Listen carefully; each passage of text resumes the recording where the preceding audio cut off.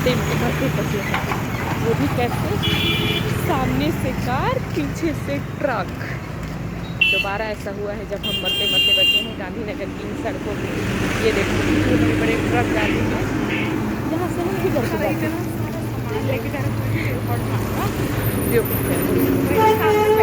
जिसको जाना रहता है वो ऑटो रुकवा लेता है, पर ये ऑटो वाले का अलग सोचना है, मतलब खुद से खड़े हो के पूछेंगे। क्यों पूछना भाई, जिसको जाना रहेगा वो बोलेगा। ये देखो गाइस, ये है ट्रक वाले जो कभी अपना गाड़ी नहीं रोकते, इनसे लिफ्ट मांगो तो दे भी देंगे।